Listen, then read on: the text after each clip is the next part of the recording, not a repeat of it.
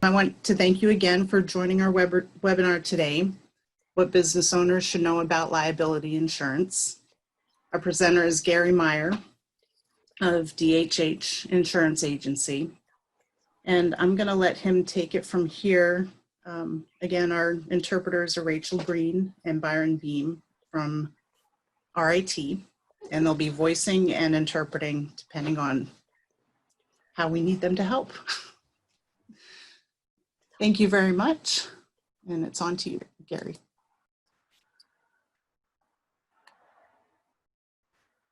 Wonderful, thank you. Bear with me for one moment. Just struggling a little bit with the PowerPoint, but thank you so much. Kristen, thank you dearly for that introduction and for allowing me the opportunity to come and present to everyone that's in attendance. I am so happy to be here. I've been in this business for a long time and I'm happy to share my knowledge. So again, my name is Gary Meyer.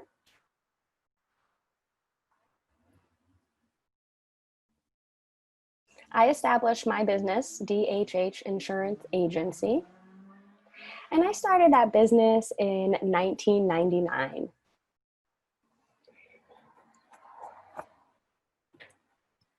And really prior to starting my business, I had actually reached out to SCORE myself, so I have some familiarity with going through that process with their small business program. I took some trainings, I took some workshops that enabled me, mind me one moment as I fix my screen. So thank you again. So I took some of those courses and it really helped guide me to where I am today, and I have SCORE to thank for that. My insurance background, I have over 31 years of experience in the business.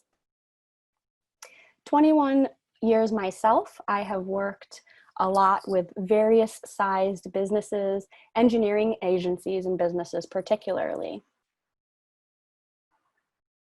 I did graduate from RIT, just to slide into a quick story. And my background was in business and insurance. And my first job, I started out in the insurance field, and I've been doing it all along. A few years later, DHH partnered with another agency. And the reason behind that really was to allow me to expand and grow my business. And since that happened, and that was really been over the last 15 years we've partnered with them, I've been able to expand my business to all over the country. Excuse me, all over the state. So I'm deaf myself, and I work with other deaf individuals who own businesses who want to buy insurance. And so I just wanted to provide a sense of who I am.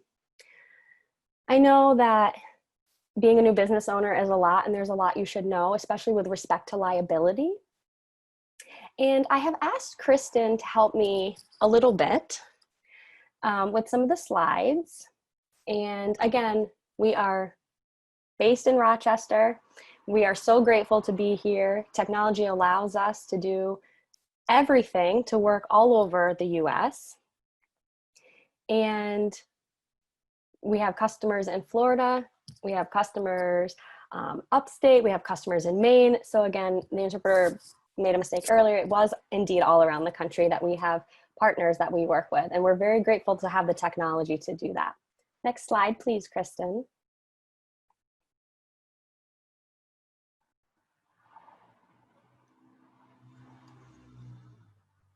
So we'll start with some things that new business owners should know about liability. I'm going to cover each category that I have here on the slide, what is considered to be liability, whether or not you might need insurance, what are some of the coverage options available to you, and incorporation limits liability. So those are the 4 topics that I'll be speaking on right now. And if we can go to the next slide, that would be great, Kristen.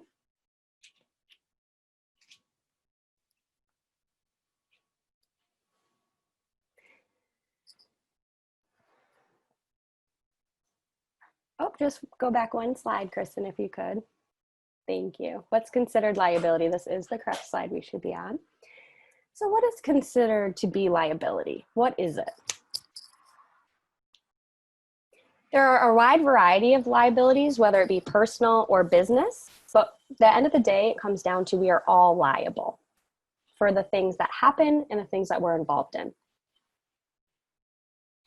That can become a financial burden to people, whether it be from various events. It could be perhaps something hosted in your home. It could be, you set a booth up somewhere or a table. No matter what, the point is that anywhere you are, you have the exposure and the potential to be liable for something that happens. And things do happen. Life happens. Unexpected things happen. We can't control for everything. Accidents definitely happen, and they tend to happen quite frequently in this line of business, if I must admit. So we have to be prepared. It could be accidents with respect to driving. It could be an accident that happens in your business or something personal in your life.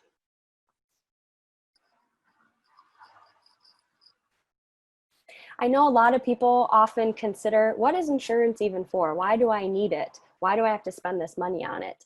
But really, it's to protect you. It's not about you need insurance because we tell you that you need it, or, it's something we want you to do. It's really, we're telling you to get liability insurance to protect yourself. Every single business should have some kind of liability insurance, some kind of coverage. You just can't predict what can happen. What kind of liability insurance you might need ranges depending on your needs, and there's a wide variety of options out there. So it's so important to talk about what you need and express your needs so that we can find the right fit for your business with respect to liability insurance. People make mistakes, employees make mistakes, make errors.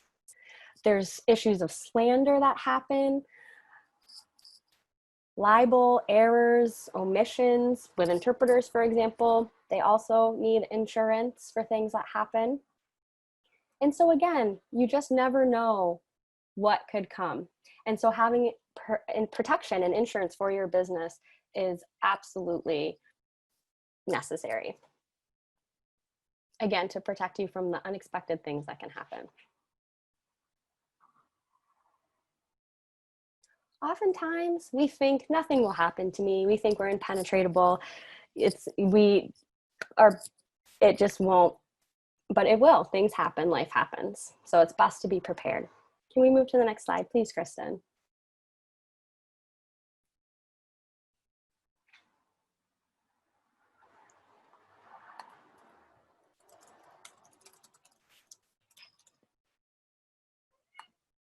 So there are three things that can go into the potential of you needing insurance. The first is protecting you from financial damages. For example, you can't drive a car without insurance. You can't own a home without homeowner's insurance. So you're protecting yourself from things that can go wrong and financial obligations you may need to pay out later. I have insurance. And there are some companies that are trying to reduce the cost of insurance right now for people out there.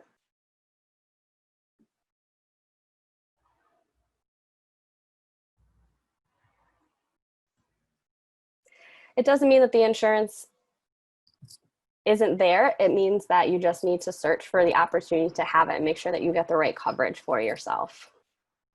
There's one big benefit. Often when an accident happens, such as a car accident, for example,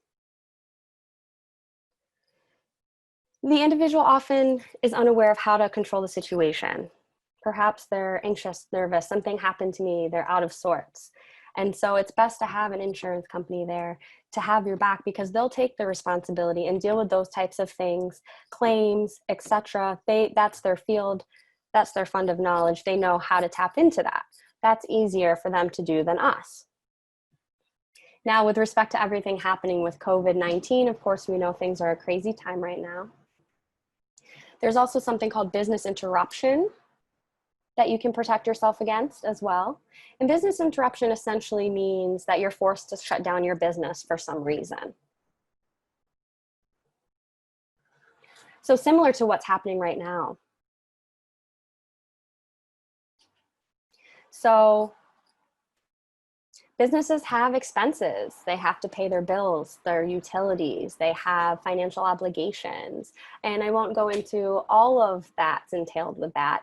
But unfortunately, when there's a shutdown or a business interruption, that can be really costful to the company later down the road. And so it's important to have some of these things covered in your policy, because oftentimes we think we're covered and we check our policy later after something happens and we're not.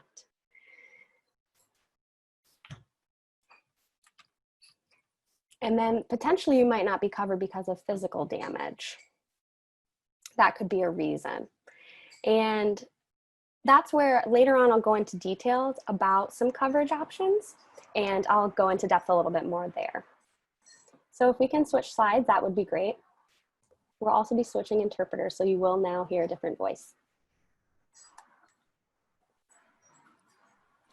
So in this list of different coverage options, there are around, I think, 33 different types of insurance policies that you could have coverages for.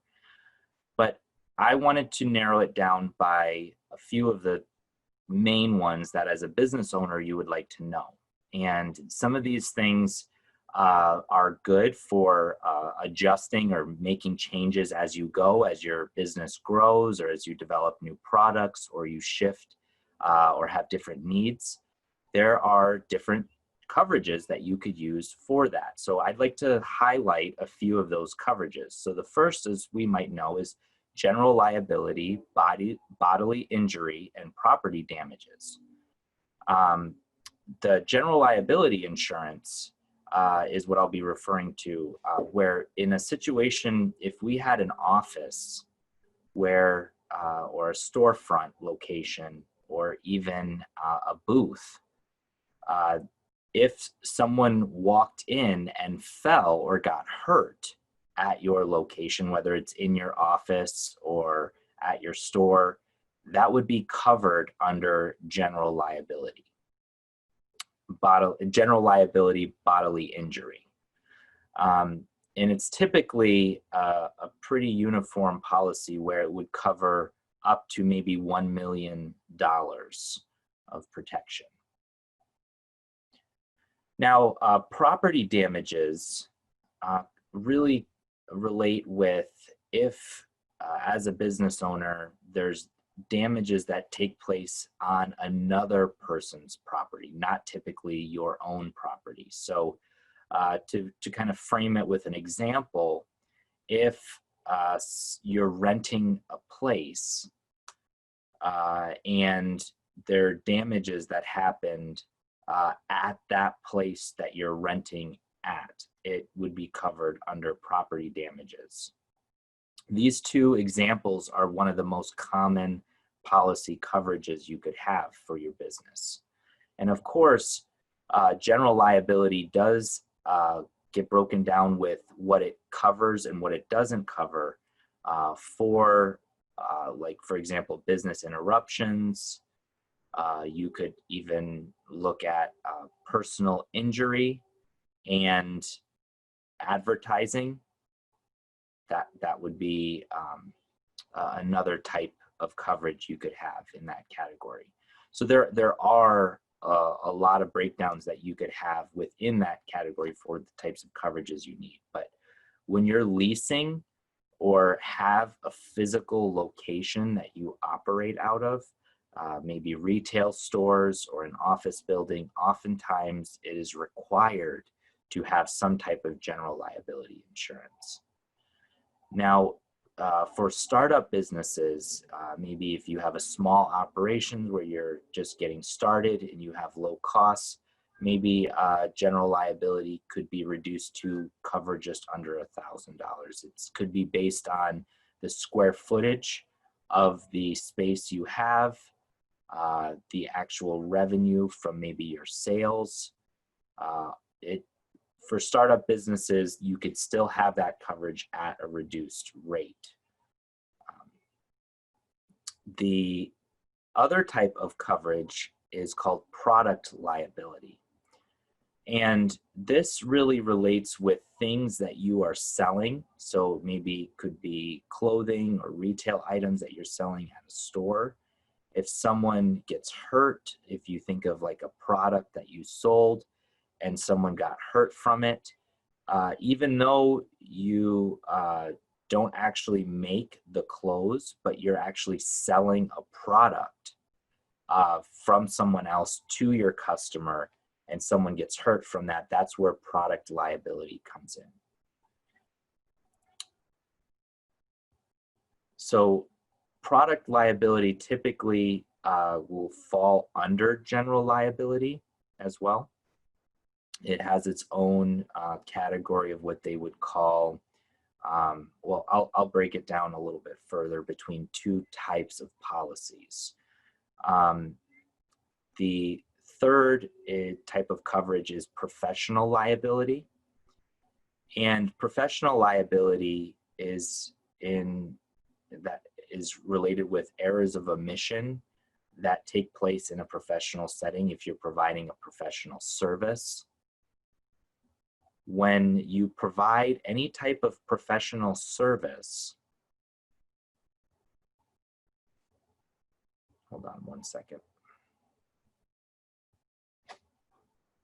Sorry, I had a phone call interrupt me for a second, so I just muted that. But professional liability, if you're doing some kind of consultant work or providing any type of professional service, and let's say you're giving some type of advice or some type of service for someone and it didn't go as expected, and they turn to sue you, that would be where professional liability insurance would be covered.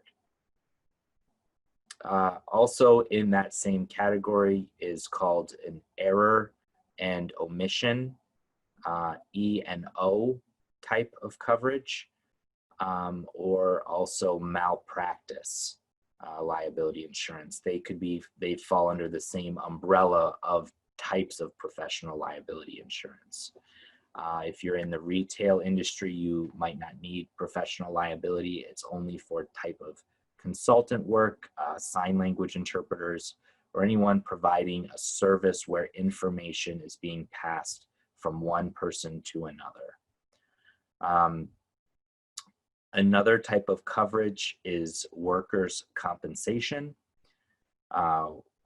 Some call it workman's comp. That type of insurance coverage is to pay an employee if or when an injury takes place on the job. And it clearly has to happen while this employee is at work or in the workplace. New York State has a requirement that any business that hires employees must have workers' compensation coverage. And of course, New York State is one of the most kind of heavily required states that require these types of insurance. Some states are more lenient with not needing workers' comp, but New York State itself does require that. And workers' compensation is really based on kind of the payroll numbers that you might have for your employees. So of course, the bigger the payroll you have, the greater the risk, and therefore the increase in workers' compensation insurance you would have. So for someone with maybe one employee, workman's comp maybe just could cause maybe $500 to $700 a year. Again, it just depends on the payroll, and they would look at it in terms of that for the employee's payroll for that year. So whether it's 50 to 70,000, it could range at that amount per year as far as premiums go. Now, I wanted to back up for a second. In professional liability, that tends to be the most expensive type of coverage to have. Typically, it could be $1,000 and higher per year, depending on the actual profession or the type of work. you are doing, but again, that varies case by case. And lastly, on this slide, there's what's known as a business owner's policy, a BOP. This policy is a policy that includes general liability, product liability. Most often just those two are bundled into what's known as a business owner's policy. And for some startup businesses that are just getting started, typically you'd want to get yourself a business owner's policy to cover these areas. And it's a form that they use. It's a pretty standard form for business owners, and the rates for a business owner's policy is actually calculated based on either sales or payroll, one or the other. And of course, they would look from a holistic perspective as far as the physical location of your business, the type of business you're in. Not all businesses have the same risk, so there's variances among businesses. So when you are thinking of setting up a business, typically you would want to get a business owner's policy, and that would include general liability and product liability insurance. So, and there are, again, more types of insurance coverages within those categories, but you can always add the coverages that you need depending on, again, the type of industry you're in and the type of business you're running. Okay, next slide.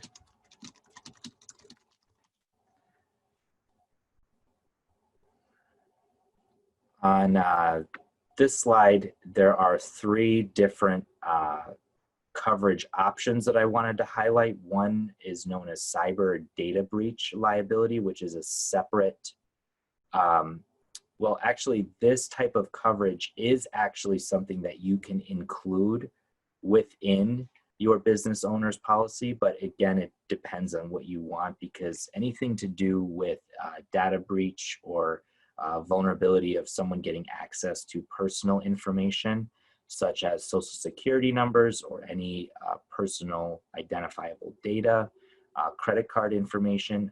As you know, this is a pretty big area of risk within our industry. So some companies will bundle cyber and data breach liability with a certain limit within their business owner's policy, and sometimes that could range, $20,000 to $50,000. And I'm seeing that become a part of the standard bundle of coverages. And you can always get that on its own, but it is an option to have that bundled. Also, a lot of small businesses typically use a third party provider to gather credit card information. So to reduce exposure or vulnerability of someone getting access to that information. But if you're in the business of actually storing personally identifiable information, like a social security number, date of birth, credit card information, that is where I would advise some type of cyber or data breach liability coverage for your business. The next wanted to highlight is a business auto liability for hired or non-owned auto coverages. And in this type of coverages, most small businesses typically don't get their own business vehicle, because there are tax advantages for a business owning a vehicle, but the costs for a business to maintain that auto, even with auto insurance for the business, is actually sometimes twice the cost of premiums for using your personal vehicle for a business. So what you can do is add this type of hired non-owned auto type of coverage, where small businesses could use this coverage. And how it would work basically is you would use your personal vehicle specifically for a work reason. So if you're doing traveling out of state, or you travel a lot for your business and you use your personal vehicle, and something takes place or something happens, an accident happens while you're on the job in your vehicle, you can use this coverage where maybe if a third party was actually going after not only you, but the company that you were working for, this type of policy would protect you above the standard coverage of your personal auto insurance. So it could be up to $1 million greater than what your personal auto insurance provides and protects you. And it is something that you can bundle under your business owner policy. And if you have a commercial or auto policy for the business itself, or a business-owned vehicle, that's a little different than this policy that I'm mentioning. And the cost for a hired non-owned auto insurance policy is actually relatively cheap. It could be maybe $200 on top of what your current business owner's policy would cost. And also keep in mind that everything that I've mentioned really are geared for prices for small business owners. Now, obviously with a business in a specific field, maybe a manufacturing business, there are different programs and different coverages to suit their needs. And most small businesses typically don't own a physical building. They tend to lease a building. So that's a very common practice. And the insurances for that are actually reduced to accommodate a small business. Another type of insurance coverage is called umbrella insurance. And the reason this comes up a lot in discussion is sometimes a client will say, I have an umbrella policy, where I want to obtain an umbrella policy. And they think that this covers everything else that comes with a business. Well, you have to have a business owner policy first to then add an umbrella policy. You can't have an umbrella policy without a general liability or business owner policy first. It's contingent on having a general policy for the business owner. And, to also expound on this, if you have a business and you currently have a general liability coverage of $1 million, the umbrella could add another $1 million to that. So it would be that the first $1 million would be covered under the business owner policy, and then anything beyond 1 million would then be covered under the umbrella policy that you would have. Most small businesses, in my experience, typically do not get an umbrella policy.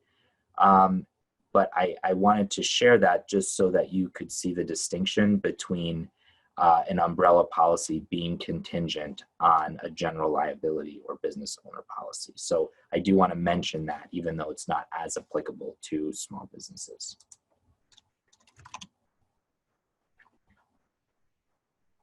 I think we're moving along really well. We can go to the next slide.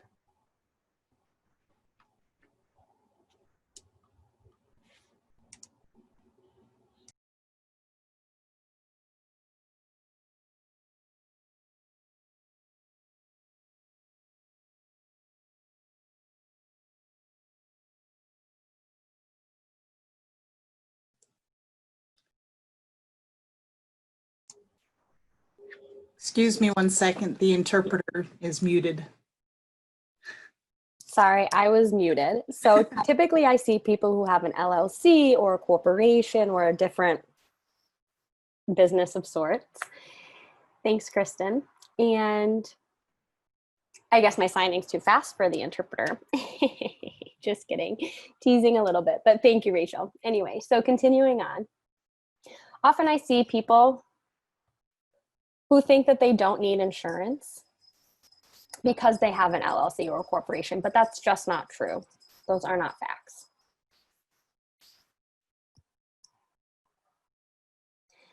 So even though you might, you have personal separate from your business and you have a name for your personal and, your business coverage you have separately, you can always go back to your personal coverage because it's connected through you. So with an LLC, you are protected for yourself. But what will happen is, even though you might have an LLC and fall under that category, someone might sue you and sue the business. But if the business itself has no money, no coverage, no insurance, or business assets, then the business could be dissolved from the lawsuit.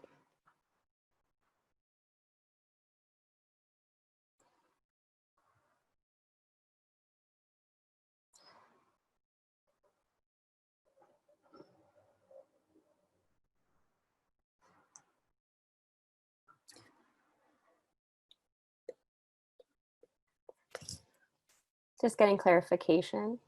So the sole proprietor for a company,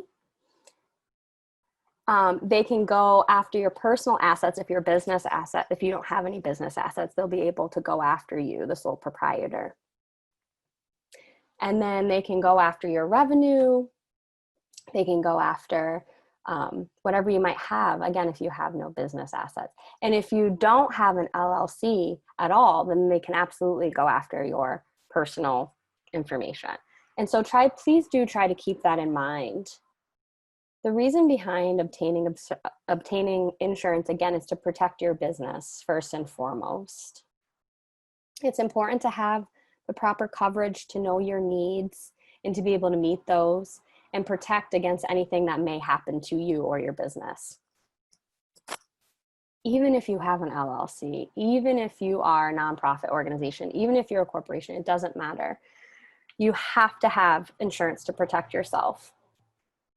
Again, so many people think that, they don't need it, and it's just not the case. Really, that's all I'm trying to point out is the importance of insurance and covering yourself.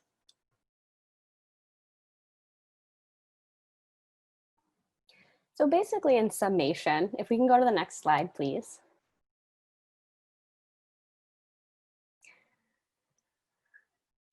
Before we move on to the question and answer, I just want to say that I've wanted to provide a few thoughts for you to consider. Thinking about getting insurance for yourself, for your business, protect your financial assets, protect yourself. What are other things that you need to know? That's important to parse out. Again, we talked about general liability and product liability, workman's comp, and all the different types of liability insurance, the umbrella as well. And I just wanted to provide an overall general sense for you to sort of have a bit of an understanding what each category has to offer for liability and the differences among all of them and how some might suit your needs better than others.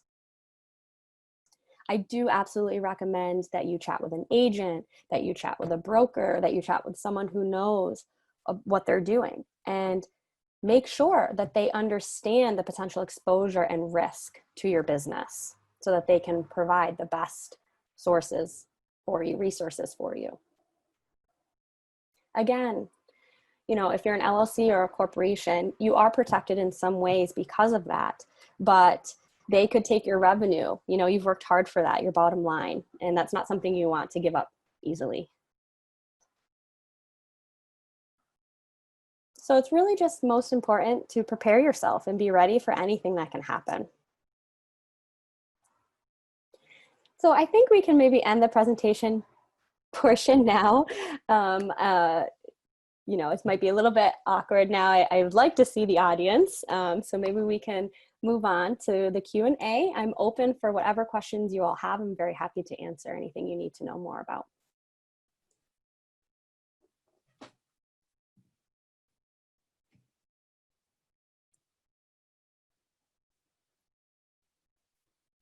All right, great. I see the first question here. It says, can you get workman's comp on yourself as the business owner and on your spouse if he or she isn't actually getting paid? So no, the answer would be you cannot get workman's comp in that case. Just to be really honest with you from the gate, workman's comp is terrible. It's a terrible program for anyone. I just want to be really raw with you about that.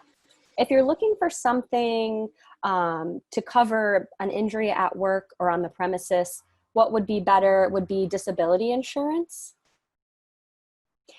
They'll pay out for both on and off the job injuries. Workman's comp, on the other hand, is for it's mandated by the state, and it's for when you hire an employee to work on a premises where they can be hurt. And it's like $200 a week. So the answer is that is not your best course of action, probably.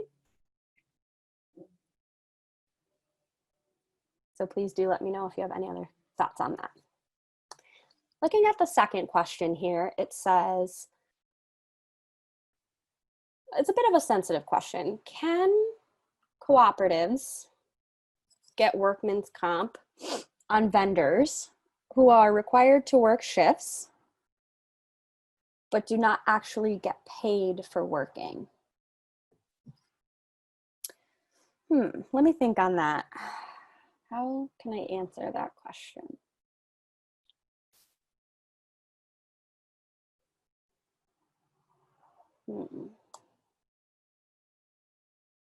Do you mind helping me with the second question? I'm just not sure exactly what you're asking. If you don't mind clarifying a little bit, Patricia, that would be great.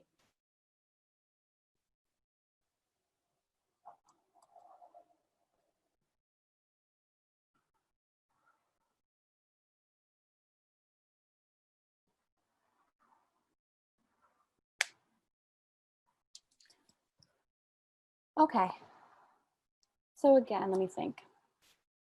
Trying to think of a scenario Can I in interrupt which you're for asking. Can I interrupt for 1 second?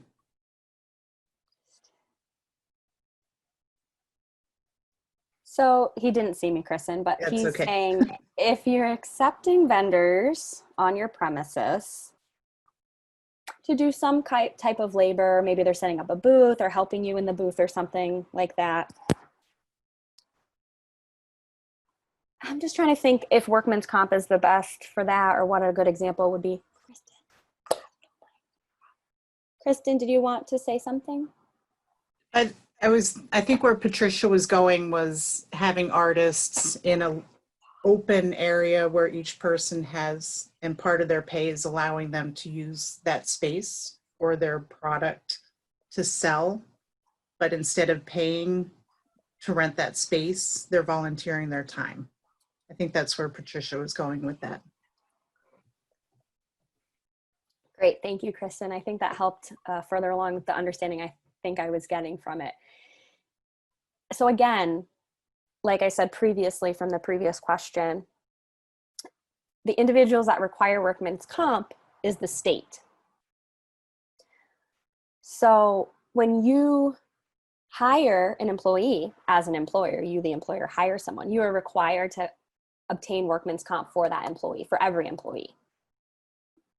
But when you have like a booth or a table or, as you mentioned, some sort of co-op or a volunteering experience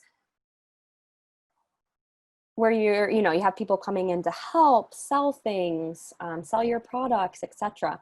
If they were to get hurt,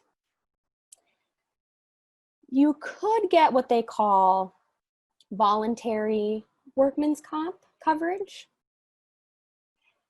But to be honest with you, I've never provided that for like one-day events or weekend events, things that are shorter time frames.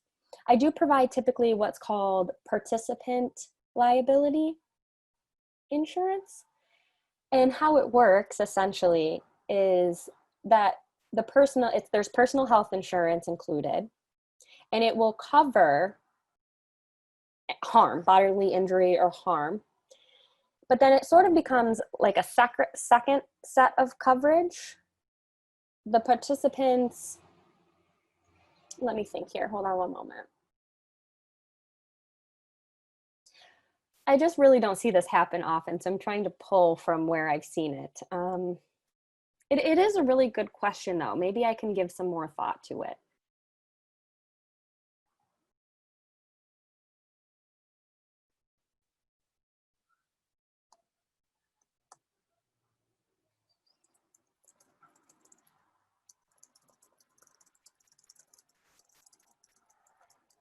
Any more questions for me?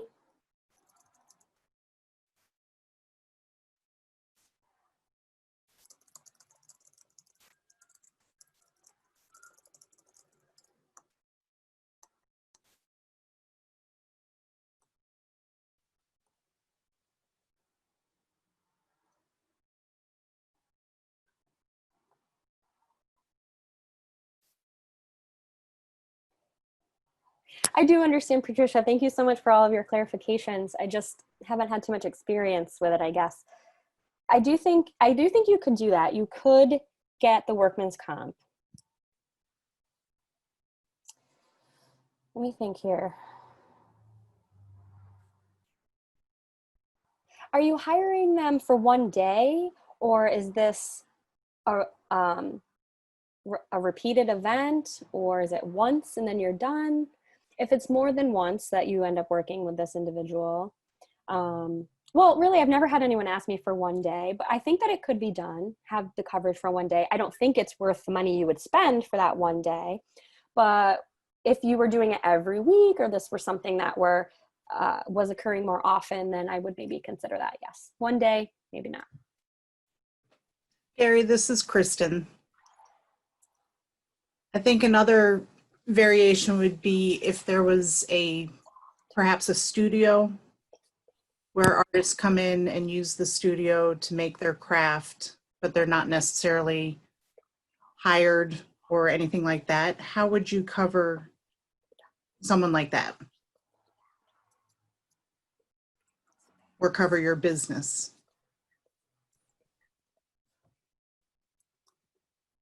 So your business is the actual studio and you're kind of renting out the space.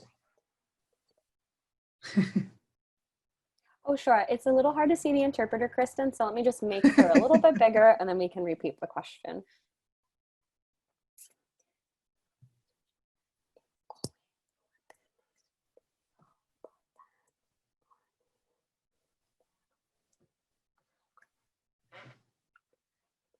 So are you talking about the consumer, or are you talking about an employee or a volunteer?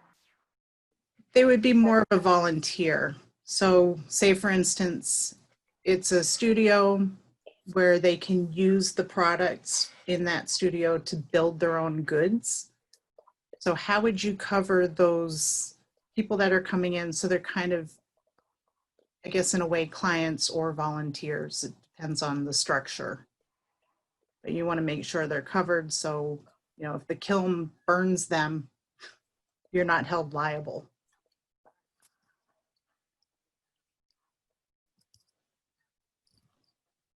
Great question, Kristen. Thank you. It is a very good question.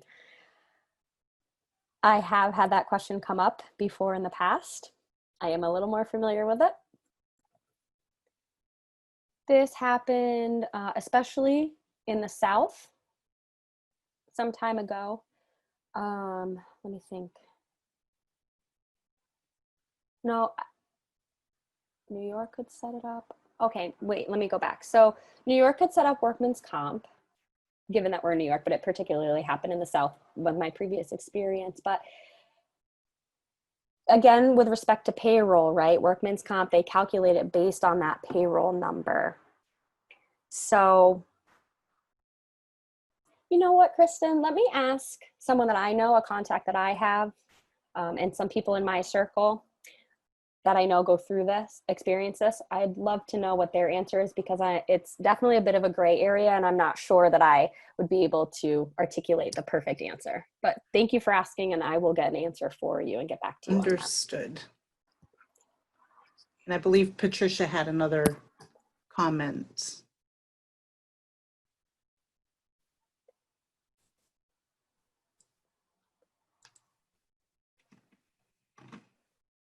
Oh, let me try to read it. It's just a little small.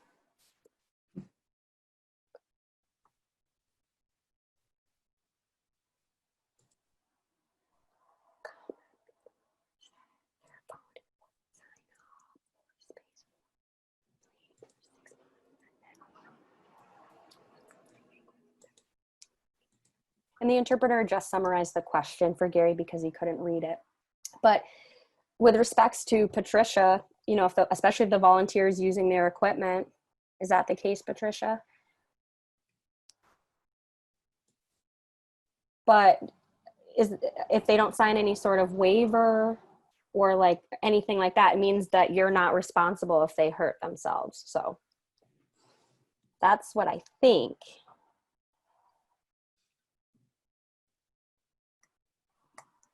Would be the right answer for that. I think I might have to think on it a little bit more maybe.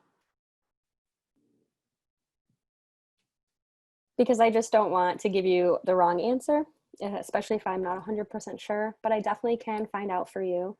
I can dig into some of the options. Please feel free to send me an email, contact me and follow up. And I can get back to you next week with some more detailed information with respects to how to deal with your unique situation. This is Kristen again. I just shared Gary's contact information in the chat. He has his email and contact information, his website and everything else. So feel free Thank to you for that, Kristen.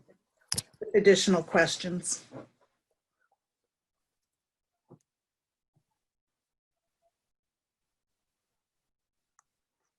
Does anyone have additional questions?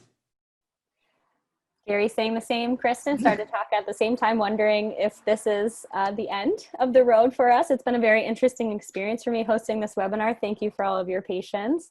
I know it might have been a little awkward, but I really appreciated the opportunity to be here, and I hope that you found it valuable. Thank you so much. And this is Kristen again. I wanted to thank you for hosting this presentation as well. We really enjoyed having you come in and share your expertise because this is a very important subject matter with all of our new clients and new business owners, entrepreneurs. It's important that they understand the benefits of making sure that they're covered. And thank you also to Rachel Green. Thank you, Kristen, so much from the interpreters. And Gary saying thank you all so much again and stay safe, okay?